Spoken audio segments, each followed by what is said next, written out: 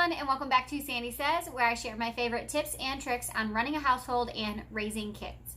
In today's video, this is the first video in a series on how to entertain your toddler at home, and in this video I'll be showing you how to make moon sand without actually having sand. This is a super simple 2-ingredient recipe.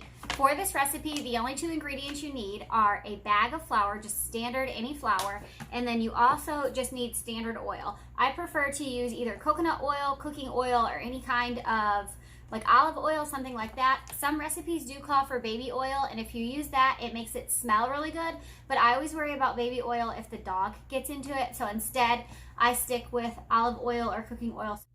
You're going to need a large mixing bowl. I prefer to use my KitchenAid mixing bowl just because I know that it's large enough to hold all that I do.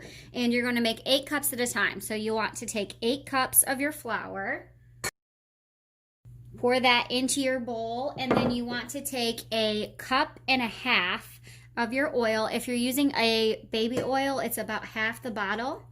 And then you are going to pour that in, and then you simply knead it with your hand. You can stir it with a spoon if you'd like, but I prefer to do it with my hand. And you're just going to knead it until it is a cloud-like consistency. It usually takes a couple minutes. It will be gooey at first.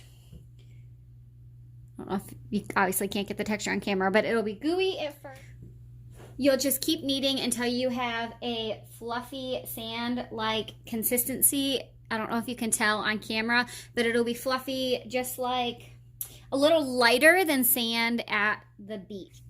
When you're making your moon sand, if it's too sticky, add a little bit more flour, and if it's too dry, add a little bit more oil, and you can just keep playing with it until you get the consistency that you like. This should last, most recipes say it'll last about 2 months. The longest one we have had has been about a month, and that's just usually because my kids are 2 and 4, so it gets spilled. But I did have a neighbor who had hers on her porch in a plastic tub for like a year and a half. So it definitely will last forever, and when it does start to dry out, you can just add a little bit more oil and refresh it. In the next few clips, I'm going to show you a few ways that my kids play with this sand, so stick around for that. As always, thank you guys for watching, and if you're new, be sure to hit that subscribe button down below for more activities that you can do with your toddlers. There are a few ways my kids really enjoy playing with moon sand. Number one, I highly recommend this being an outside activity if you have small kids because it does crumble very easily and it will get everywhere, but it is also a super easy cleanup. I've been able to clean this up with my vacuum as well as sweep it up just as if you spilt flour, but we typically do it outside. The first thing they really enjoy is just running their cars through there, just their standard Hot Wheels, and their big construction dump trucks, things like that. They really enjoy doing that. We use this big tub and it helps contain the mess.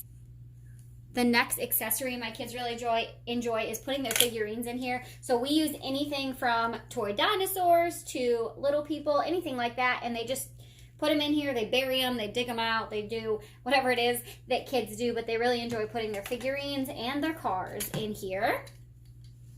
Something newer we have gotten into with my 4-year-old is putting his Legos in here. So he'll build houses, towers, he'll use the sand to make things higher and then to park his Lego cars higher. He has a couple construction site Lego sets, so he'll use those, things like that, but we definitely try to incorporate his Legos. One of my 2-year-old's favorite thing to do with her moon sand is use cookie cutters. So we'll use any kind of cookie cutter. Sometimes I'll give her the letters for her name, and we'll press them out in the sand. And then the other thing they like to do if we're doing it on the table is they will push it in on the table.